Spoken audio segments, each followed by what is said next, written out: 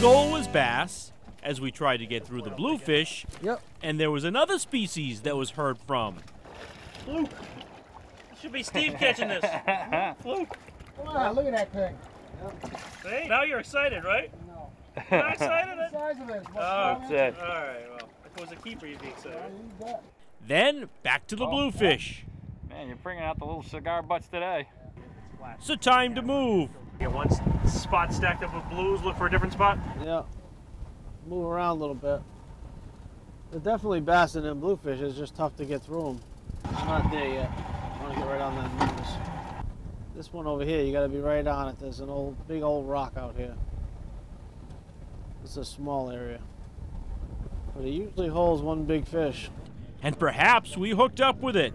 Well, he's hooked, finally hooked. The tide gets running a little stronger. They'll probably move in on that area up close where they come in to feed. Out here they're hanging on. You notice we made our first drift. We had 3 bass hits. They just hit it once and just play with it, and only one of them really bit down on it. Nice fish. I offered it to him.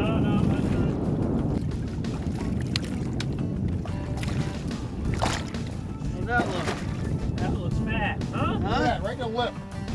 Don't have a hernia in the middle, but what do you? Nah, it's only. And time to see if there was another big bass on the spot. Now we're on the numbers, yeah. We're gonna put the rods on this side of the boat though. Drift is this way. A little deeper water. We're gonna get it out a little further. Ron, careful with the kind of setup he has when using eels with the circle hooks. A bass is technically got a soft mouth. If you put too much strength to him, you'll pull the hook out of him. And a lot of people panic when the fish is running, so this kind of compensates for them over trying to fight a fish or putting too much pressure on them, because they give like this here, see? I leave the drags a little loose so they can't put too much pressure on them. But no action. It's like we missed the rock pile by just a little bit. You gotta be right on it, boy. They just hang there and wait for a free meal, I guess. They'll follow it. They're finicky right now. They'll follow it for 5 minutes sometimes. Just kind of a little. Just one bang. Bump. Yep. Literally runs. No, I didn't want to keep it in a free spool though. No, put the clicker on. We'll take it. Still playing with it? Yep.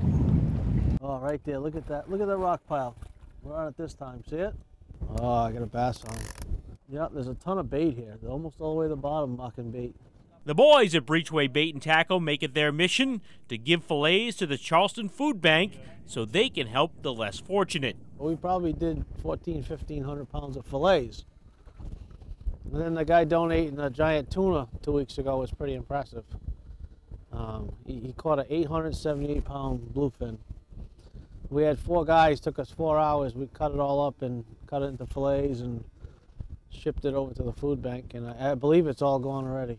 Then perhaps more food for the needy. Yeah, you got a big bass on right now. It's coming at us fast. That fish is bigger than you think, you know.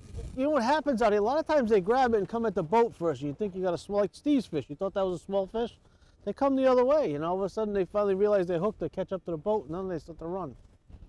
We may have to turn the boat for him, huh? But no, the reason for the different fight? You got a tuna. Tuna on an eel. Oh, it's a green bonita too. Oh. Yeah, hit the boat. Oh. Wow. I told you it was spicy. So much for my theory about coming at the boat, huh? That's the first one we hooked on an eel, yeah. I've caught them here many times. We do catch fluke a lot on eels.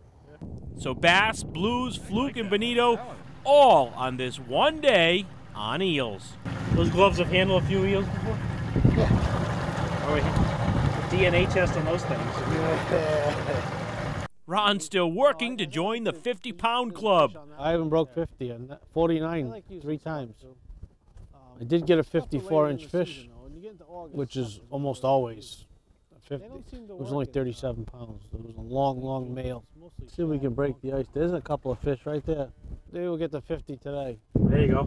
It'd be nice, huh? And my fish finder is doing all kinds of weird stuff. Ooh, Don't that do was the that. one. Don't do that. Little jumpy, Steve.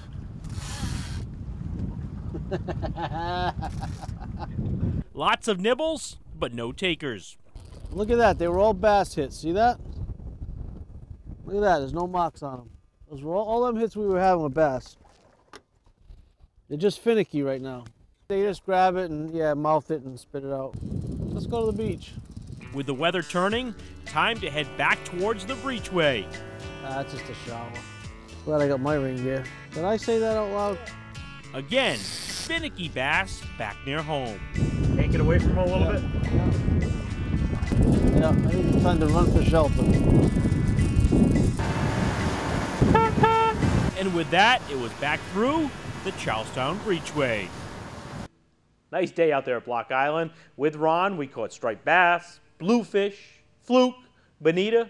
What a day it certainly was out at Block Island catching all the different species. The only thing that could have made it better was, well, riding on one of these Ocean Scout marine boats.